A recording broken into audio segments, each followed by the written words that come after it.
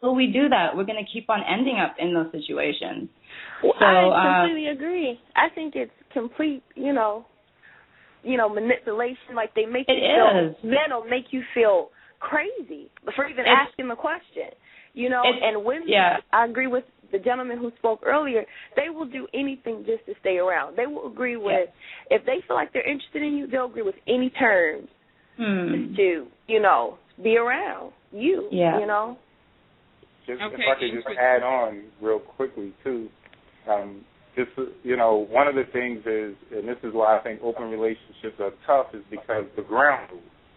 First of all, even in regular relationships, the ground rules are not clear and they're not set before anything is embarked upon.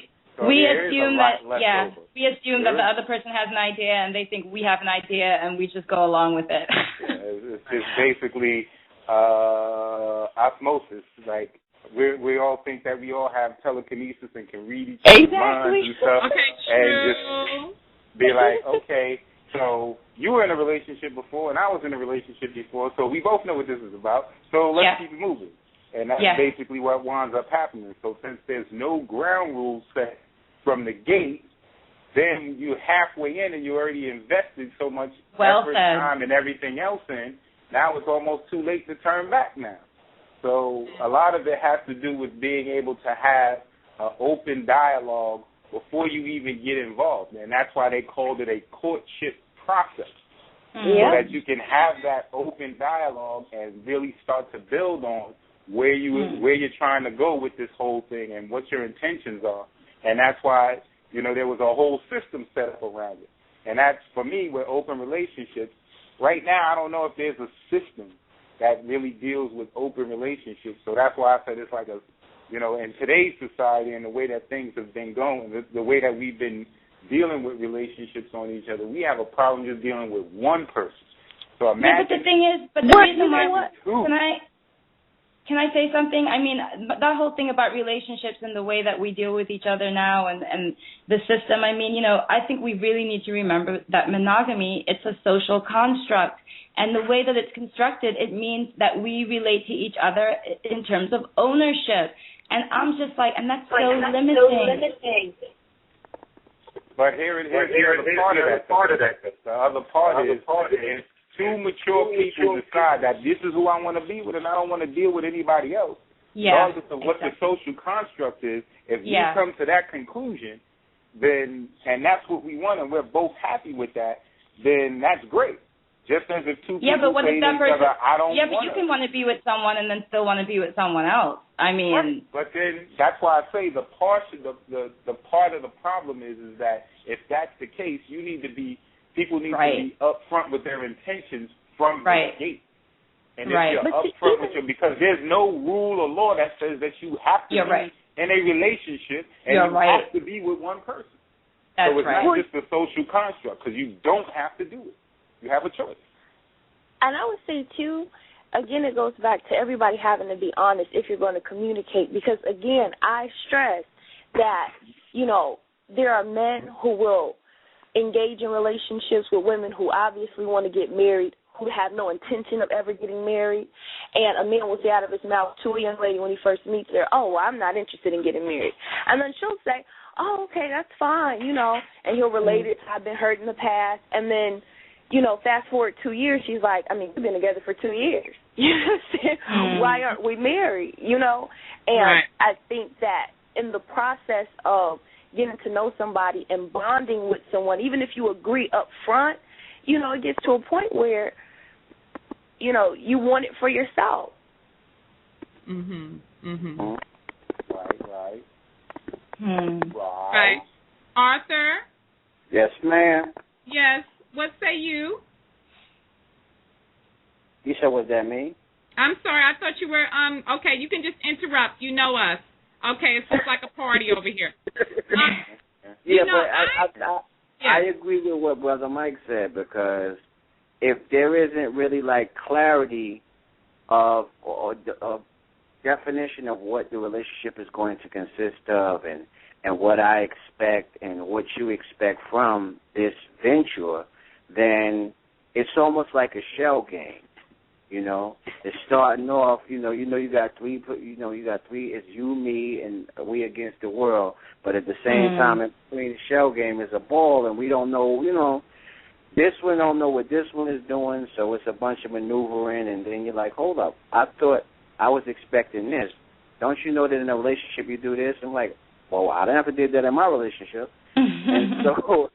and so a lot of times there's miscommunication and so forth, and if it's not set in the beginning, down the end you're going to be making up rules as you go, kind of. But isn't that what we end up doing anyway? Because how can you set it at the beginning? You don't know what you're going to... That's what happens, because like what happens is a lot of times if we see somebody and we vibe with them and it seems like cool, they seem like a good fit, we kind of like fools rush in. We kind of like go for it and just jump in like we playing double dutch. Like, okay, I'm with it. And then all of a sudden you're like, hold up, I'm tired of jumping. This ain't getting it. This ain't what I thought. I didn't jump into the wrong rope. Well, I have a question. There are some people out there who feel, and this makes complete sense to me, as people, we are continually evolving and changing. And, sometimes like within, a relationship, a long-term relationship, a commitment, it has its ups and downs, its ebbs and flows. You've got moments where you guys are really in sync and, it's obvious that you guys are walking the same path. And then you've got those moments, which can feel, like a crisis. You've got those moments where both of you are growing apart and on different levels. And this is actually quite normal, and natural. What about, if in those moments, you give yourselves the freedom, without judgment, without repercussions, you give yourselves the freedom to choose to love again, meaning that, hey, maybe, during maybe this... I choose you, yeah. Right. To me, that sounds kind of cool in a way. I can understand people kind of going with that. And honestly, I can never say that I would never at some point think that that's a good idea. I don't know. I don't know where I'm going to be, when I'm 50, or when I'm, 55 or 60. Maybe I might feel like, you know what, if I spend time with another person, does this take away from the love that I have for you? I don't know. What do you think about that? Wow, that's that's kind of tough, because I'm like, well, how do you decide when that's a legitimate moment or whatever the case is? And my whole thing is like, I'm sorry to interrupt, but I'm just like, to have sex with someone, it's just like, I don't want to share that experience with the person that I'm having that experience with. I just don't. So it's just like, in the end, it's like, it doesn't, yeah. So if you're in a relationship and someone has sex outside of your relationship, is that a deal breaker? It depends. That's what I would say. It depends what type of relationship you're in. It depends on, the circumstances and the situation, right? Some of us are, I think if you're married, and it happened once, I couldn't say that's a deal breaker, because for me, the thing that makes it so easy when you're dealing with marriage is you basically can lay out your vows and things like that as to what you want to agree upon and what it is that you're getting involved in. So if you're not ready for that, you shouldn't sign up for that, regardless of how much pressure the man or the woman puts on you. If you're not ready for that type of commitment, because basically what marriage is saying is till death do you part. So if you're not ready for that, then, you shouldn't really sign up for that. You should make some different type of marriage arrangement so that that's not what you're dealing with. Right.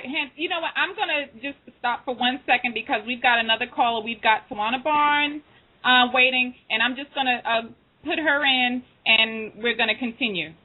Okay. Hello? Hello? Can you hear me? Hello. Hi, Tawana. Tawana, what up? Hey. Okay, wow. Okay,